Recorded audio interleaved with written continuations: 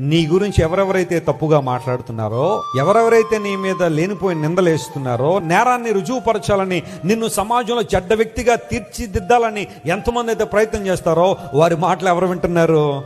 దేవుడు వింటున్నాడు. నువ్వు కంగారు పడాల్సింది లేదు, నువ్వేదో ప్రూవ్ చేసాల్సిన పరిస్థితి అయితే అసలు లేదు. ఇక్కడ ఎవరైనా నీ గురించి తప్పుగా మాట్లాడుతున్నారంటే నువ్వు చేయాల్సిన పని ఏంటో తెలుసా? దేవునికి అవకాశమే. యుద్ధం ఎవరిదే? యెహోవాదే. ఆయన కదా కరెక్ట్గా సెటిల్ చేసేది పరిస్థితులన్నీ. ఒకవేళ ప్రజల్ని ఈ రోజు నేను నిందించొచ్చేమో, నువ్వెందుకు పనికి రానివాడు అనొచ్చేమో, దేవుడు విన్నాడు ఆ మాట. వారి మాట తప్పు అని ప్రూవ్ చేయడానికైనా దేవుడు నిన్ను పనికొచ్చేవాడిగా చేయబోతున్నాడు. గట్టిగా చప్పట్లు కొట్టి యేసనామమును మహిమపరచున. హల్లెలూయా.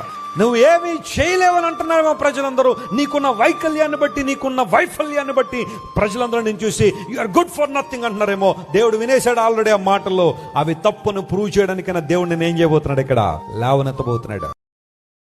Download ShareChat.